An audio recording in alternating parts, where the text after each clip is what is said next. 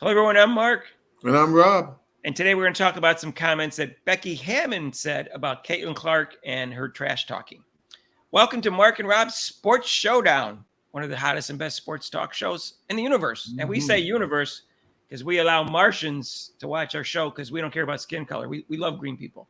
Yeah. So anyway, if you haven't subscribed yet, please do so and hit that notification bell when you do. And Rob, guess what?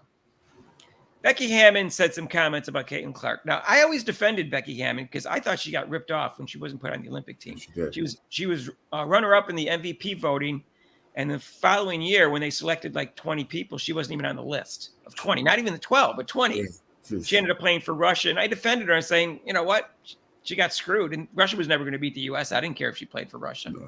So anyway, I'm just saying I felt sorry for her because I would have been really pissed off if I was the person that was in her shoes. Right. And she just wanted to play in the Olympics. She didn't care. She wanted to play for the U.S. The U.S. didn't want her. Right. I don't even know why. Maybe she's abrasive. I mean, some of these things she said, like, so like a couple weeks ago, she said something. She addressed Caitlin Clark. She always seems to be addressing Caitlin Clark. And she said, even when they're not playing them, like in the game. In fact, the next comment we got, it wasn't even during the game when they played the Fever. She said something like, oh, there's no hatred or jealousy or envy of Caitlin Clark. She's just like, yeah, none of that's going on.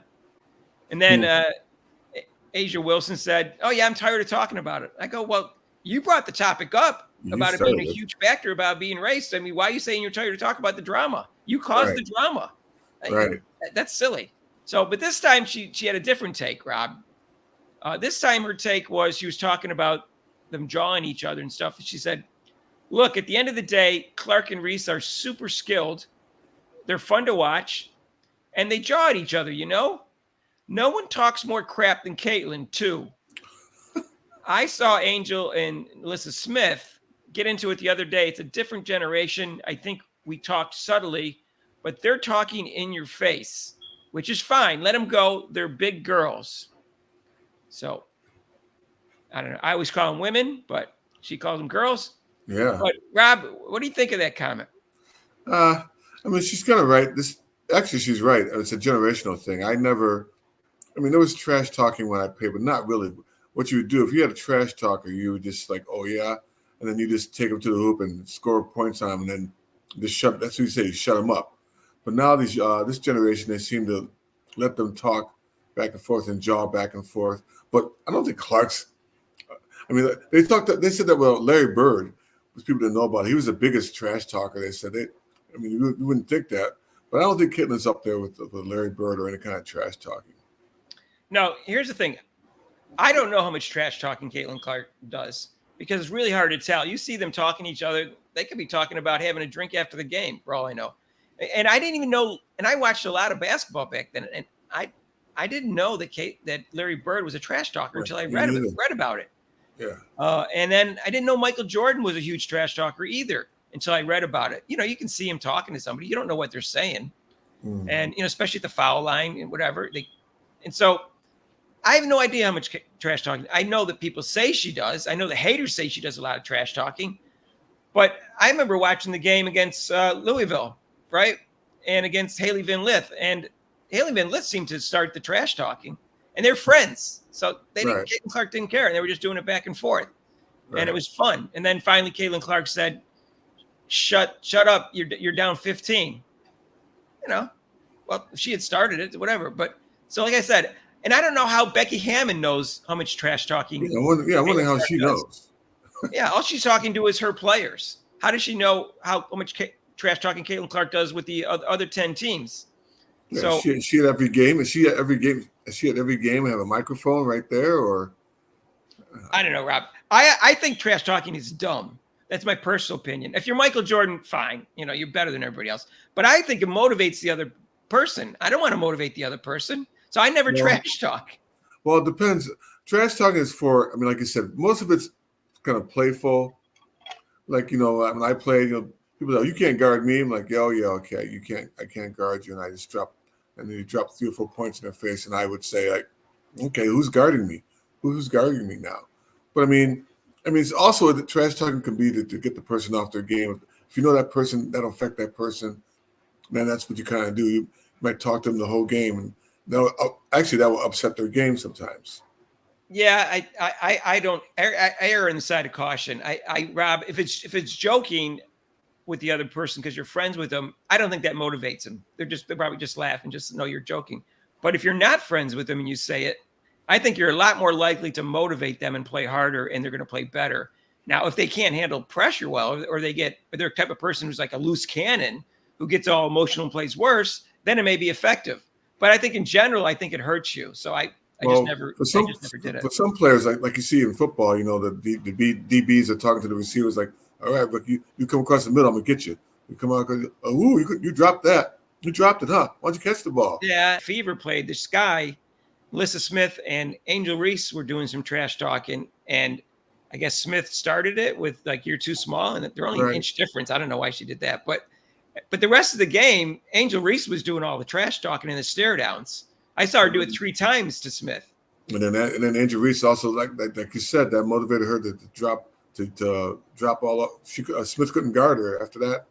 Right. And again, when what Angel Reese did to Caitlin Clark in the LSU championship game with Iowa was not trash talking. Trash talking is when the game's still in doubt. That the game was over with. There was 50 seconds left when she started the ring thing and the thing. That wasn't trash talking. That was goading, and that was just rubbing it into somebody. So I didn't even consider that trash talking. Go ahead, Rob. Say. No, I was going to say.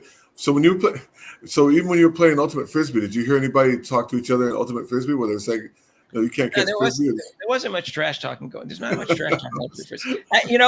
It's funny because as a summer league, people of different ages are covering each other. So when I was got older and my defense wasn't as good, I would joke around with a friend of mine, and because he was older too, and I'd say, "Let me know what it feels like never to touch the Frisbee." It's called the disc, the Frisbee for a whole game. And I would just joke about it because I knew I couldn't play defense like I used to. But I was a good defender when I was younger. Uh-huh. But I would, that's like I said, I never did any serious trash talk, and I don't want to motivate the other person. That's me.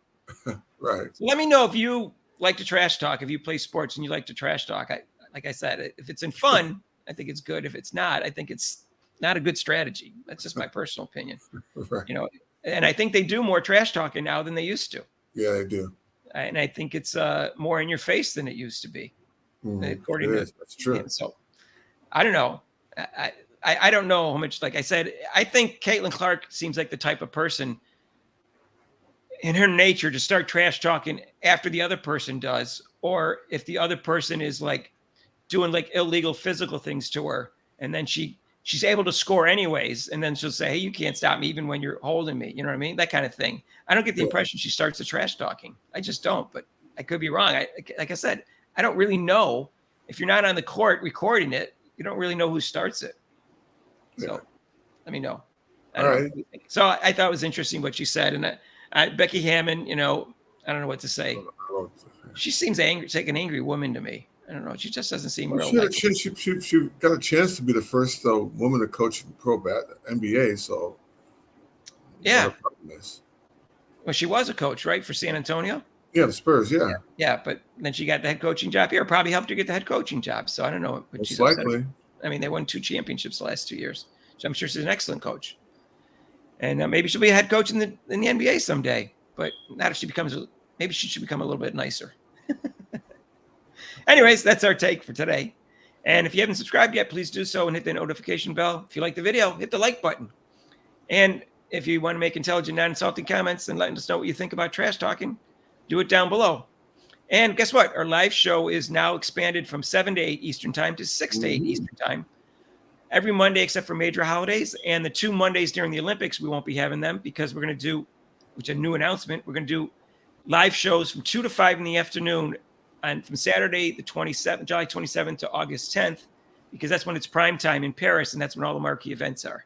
So join us for that. And we'll see you in the next video. All right. Peace out.